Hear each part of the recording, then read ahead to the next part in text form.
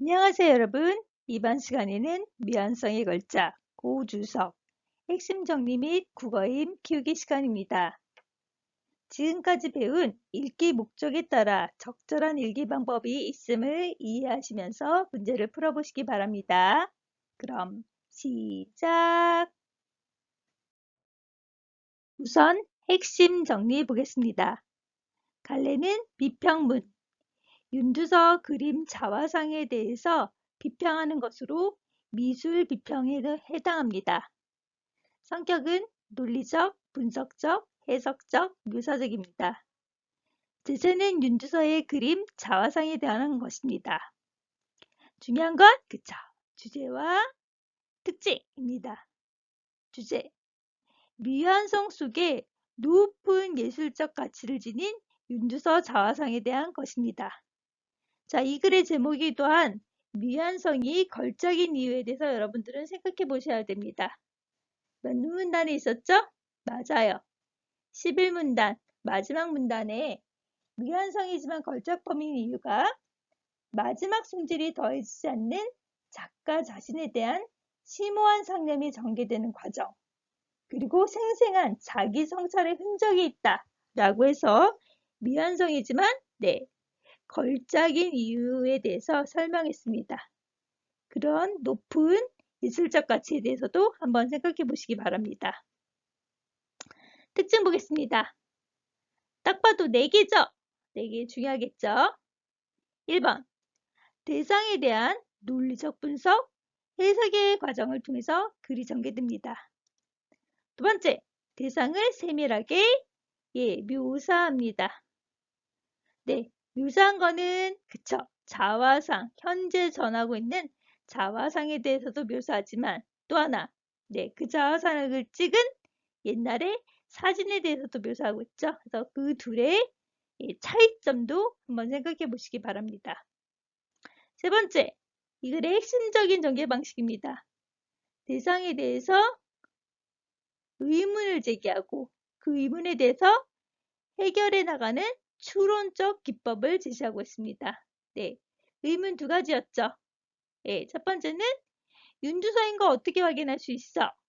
두 번째는 미완성 아니야? 라는 거였죠.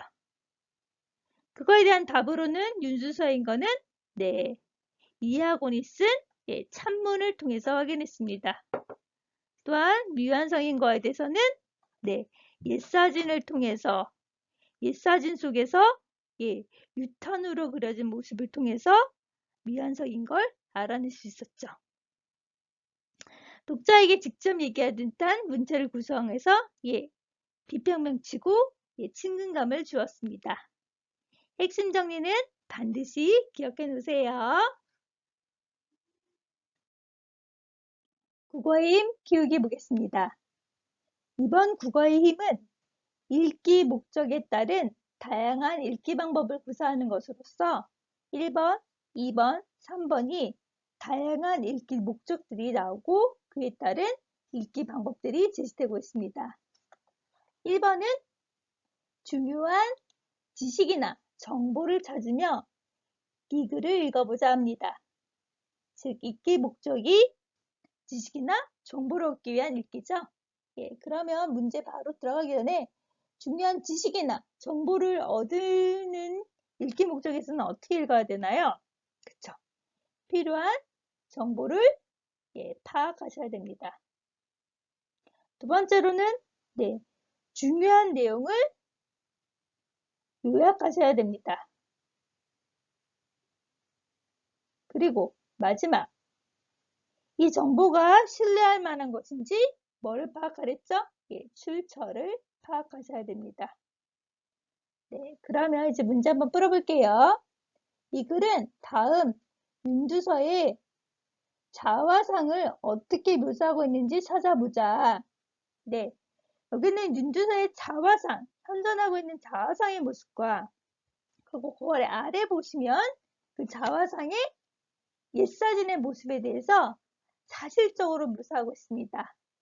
자, 첫 번째, 윤두서의 자화상을 묘사하는 부분은 그쵸, 여러분들 3문단에 해당해요.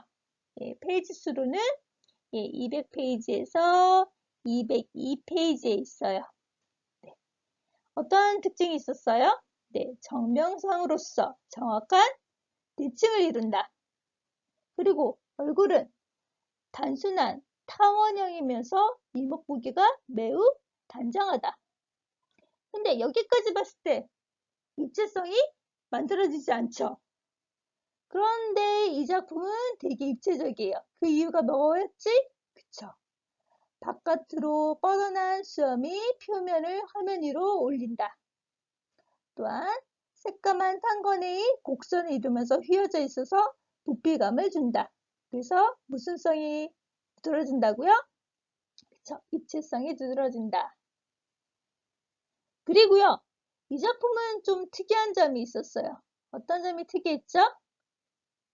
예, 되게 극사실주의예요. 근데 그 극사실과 어떤 부분이 있어? 배치되는 부분이 있어. 다른 부분이 있어. 그게 바로 뭐였어? 뭐가 없었어요? 귀, 목, 상체가 그려져 있지 않죠. 그래서 머리가 따로 허공에 떨어진 것 같기도 했고 또 탄건의 윗부분이 잘려나간 특징도 있었죠. 그리고 시선을 정면을 두드러져라 응시하고 있어서 우리한테 공포감도 주었다. 라는 사실적 묘사 부분, 사실적 독해 부분 찾아보는 거 중요했습니다. 2. 다음 옛사진 속에 윤주서의 자화상의 모습을 일과의 차이점을 중심으로 써보자. 네, 현존하고 있는 자화상도 있지만요. 옛사진 속에 자화상도 있었어요. 이거는 몇 문단에 있었어요? 8문단과 9문단. 페이지로는 203쪽, 204쪽에서 찾아볼 수 있죠? 네. 자, 차이점은 선생님이 먼저 정리해 볼게요. 첫 번째 차이점은 뭐가 선명히 그려져 있었어? 그쵸? 몸 부분이 선명히 그려져 있었어요. 그 다음에 두 번째는요? 어떠한 거가 그려져 있었니? 그쵸? 도포가 입고 있었죠. 그래서요. 현존하고 있는 모습과 같았어? 분위기가 달랐어? 달랐죠. 무슨 모습이었어? 조선의 선비 모습, 군자의 모습, 겸양의 모습, 이하곤이 찬문에서 얘기했던 모습도 드러나 있었죠. 네, 그래서 여기 보시면요, 차이점은요, 이렇게 구체적으로 여러분 찾으시면 돼요. 네, 어지러 보이는 얼굴에 침착하고 단아한 분위기, 조선의 선비, 돋보를 입고 있다. 네, 뭔가 부드러운 선이다. 넓고 깨끗한 동정이 부드러운 사이에 주름이 잡혔다. 포근하게 감싸 안았다. 화면 아래 좌우석에 처절한 주름이 되어 있었다. 따뜻하고 인자함이 있었다. 네. 이 두 가지 차이점을 해서 느낌도 달라졌죠. 예, 기억해 주시면 좋을 것 같아요. 이렇게 살짝 독해를 해봤습니다. 3번 필자가 윤주서 자화상에 제기한 의문과 그 해소 과정을 정리해보자. 네. 이거는요, 정말 중요한 이 글의 표현상의 특징, 즉 글의 전개 방식이에요. 뭐 하고 있어, 이 전개 방식이? 네, 의문을 제기하고요. 그 의문에 대해서 해소하는 방식. 사실적 독해로도 볼 수 있지만 이 부분은 약간 추론적 독해에도 해당하기도 해요. 그렇지만 우리 교과서대로 지식정보 차원에서 볼게요.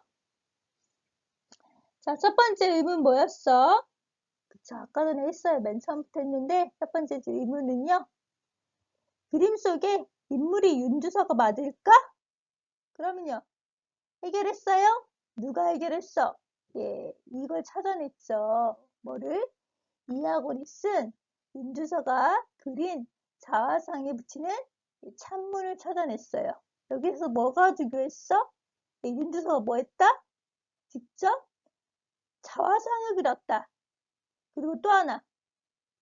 여기 이 글에 있었던 글의 내용과 그림의 모습이 일치했다. 이것도 기억하시면 좋았죠. 그 다음에 두 번째 질문이 있어요. 뭐예요? 예, 당대의 미관과 맞지도 않고요. 뭔가 주름이 막 짚혀져 있어요. 그래서 이 작품은 뭔가 완성돼서 표구대 장법이 아니라 어떤 작품이다? 예, 미완의 작품이 아닐까? 예, 완성되지 못한 것이 아닐까? 자, 그걸 어떻게 이뤘어요? 그쵸. 자화상의 옛사진을 확인함으로써 옛사진 속에서는 상체도 있었어. 근데 문제는 그 상체나 이런 거 다 뭘로 그렸어? 그치, 유탄으로 그렸어. 근데 유탄은 무슨 용? 밑그림용이야. 그래서 이거는 완성품이 아니야. 이렇게 볼 수 있죠. 3번은요. 이거 자체로도 중요하지만 전개 방식으로도 출제될 수 있으니까 잘 보시기 바래요.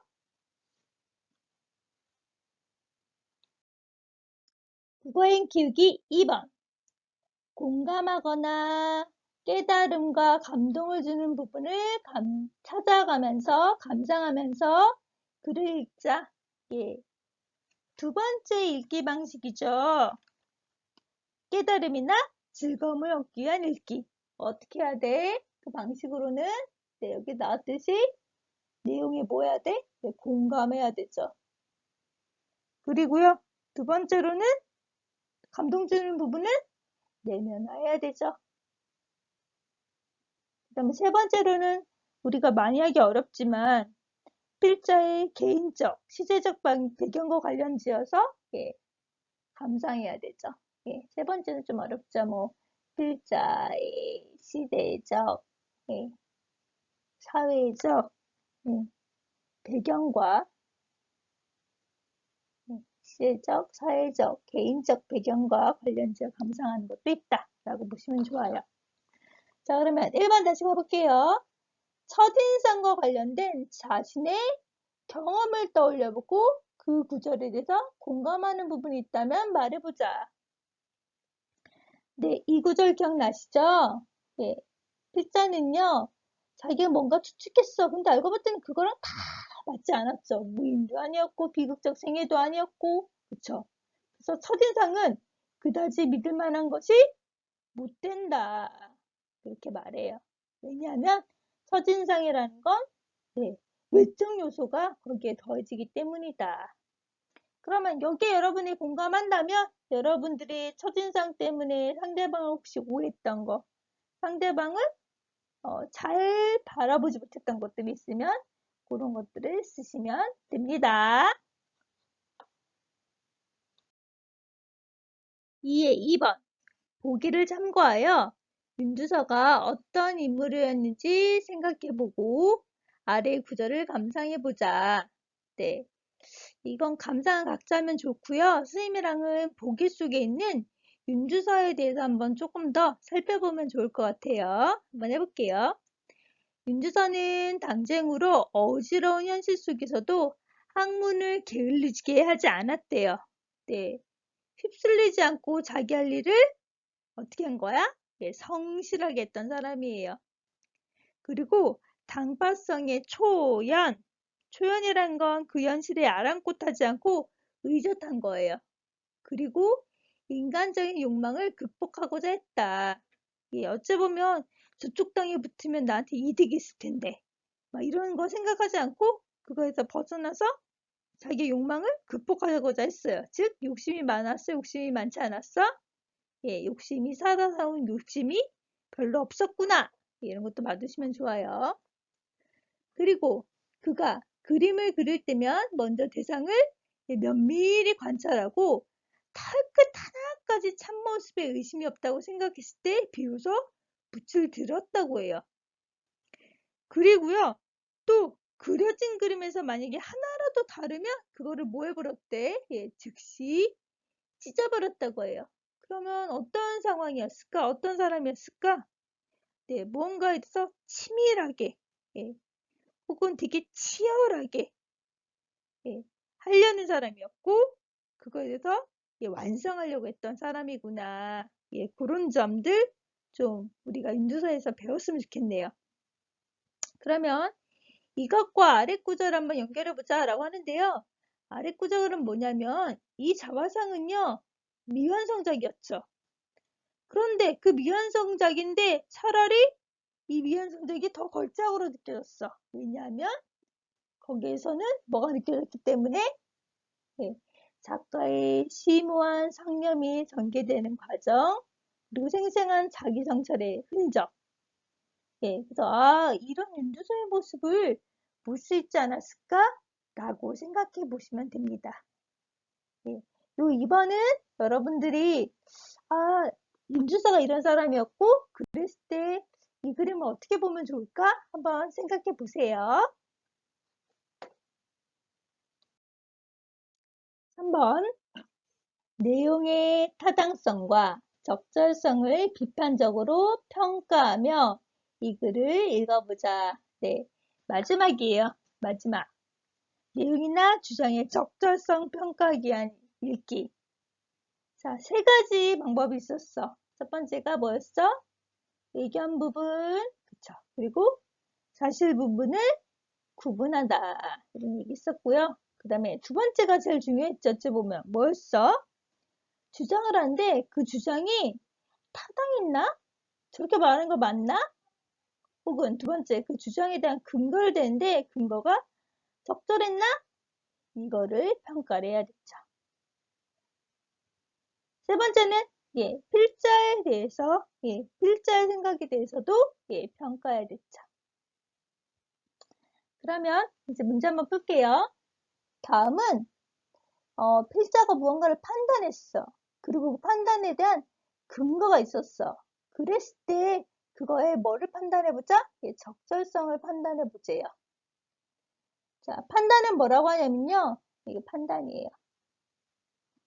현재 윤주서의 이 작품에는 이런 충격적 효과가 있는데 그거는 조선 사대부들이 추구하던 윤리 도덕이나 그리고 그거에 근거한 당시 미관과 맞아떨어지지 않는다 라고 판단했어. 그리고 판단의 근거로 뭘 얘기했어? 그쵸. 이게 어디 있어요? 판단의 근거로 유교의 경전인 효경의 구절을 들고 있죠. 왜냐하면 효경에서 이렇게 말했거든요. 뭐라고 말했어? 교의 시작은 부모님이 주신 신체를 다치고 상하게 할 수 없는 것. 이렇게 했거든. 그러면 저렇게 당시 미관과 맞아떨어지지 않아. 왜냐면 거기에는 귀도 없고 상체도 없고 없거든. 그런데 그 근거로 유교 경전으로 자 봐봐 유교 경전에서 이렇게 하지 말라고 그랬잖아. 그러니까 이 미관과 맞아떨어진 게 아니야 라고 말하는 게 당연히 그래 적절했죠. 네.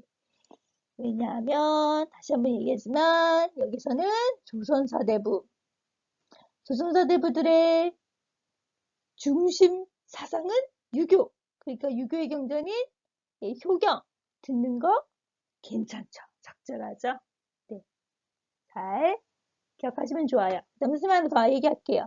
여기 표현성의 특징으로 하나 더 얘기하자면 이 표현성의 특징으로는 효경을 뭐하고 있다? 인용하고 있다.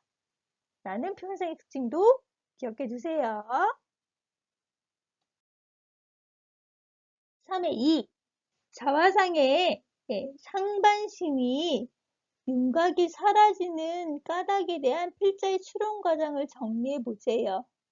그리고요, 그거의 타당성을 평가해 보세요. 그럼 얘들아, 여기서부터 여기까지는 추론이야. 그런데 니네가 봤을 때 고개가 끄덕끄덕 들어지는지 한번 보자는 거야. 자, 첫 번째 가볼게요. 윤주서의 자화상은 윗사진을 봤을 때 유탄으로 그려져 있어요. 그런데 우리 유탄에 대해서 알아보면요. 유탄은요. 점착력이 매우 약해서 쉽게 지워져요. 그래서 유탄은요. 보통, 통상, 이런 말이야. 보통 뭐 그릴 때 쓴다고? 밑그림 그릴 때 써요. 그러면 이제 알고 봤더니 이 자화상은 먹선이 올려지지 않은 밑그림 상태, 즉 미완성 상태라고 볼 수 있었죠. 그런데 문제는 그런 미완성 상태를 잘 보관했어야 되는데 잘 못 보관했지. 그래서 미숙한 표구상이 구겨진 작품을 펴고 빼는 과정에서 심하게 문질러져 유탄이 지워졌을 것 같아. 그렇게 문지르는 동안 당연히 예, 풍부한 질감이 희생됐고 또한 뼈대가 되는 선적 요소가 남았을 것 같아. 그럼 얘들아, 여기서부터 여기까지 흘러가는 게 막 이상하니? 괜찮네. 흐름 괜찮죠? 되게 어떻다고 볼 수 있어? 타당하다 볼 수 있죠. 선생님이 핵심 정리에서 했듯이 이걸 되게 어때? 논리적이에요. 네, 되게 해석 과정이 있죠. 네, 그런 것도 잘 같이 연결해 보시면 좋을 것 같습니다. 예, 요 과정, 요 순서, 예, 여러분들 한번 요 과정 순서도 좀 잘 기억해 보세요. 자, 그리고 3회 3번. 선생님이 얘기 안 했지만 여러분은 좀 다시 짚고 갈 거는요. 예, 이 음주소의 좌상은 뭐였어? 미완성작이었지. 그런데 뭐라고 꼽혀? 걸작으로 꼽혔죠. 예, 그랬던 이유에 대해서도 여러분들 다시 한번 찾아보시고 몇 문단 했었어? 11문단 했을 때 이유에 대해서 찾아보시고 여러분도 그거에 대한 한번 생각을 잘 정리해 보시기 바랍니다. 자, 그 다음에 4번은요. 예, 별표 좀 칠게요. 왜 그러냐면 자, 글을 읽을 때 뭐가 중요하다고? 그쵸, 읽기 목적 또 그거에 따른 읽기 방법. 그래서 다시 한번 어떤 목적들이 있었는지 그랬을 때 어떻게 읽기 방법을 사용해야 되는지 예, 잘 봐두시기 바래요.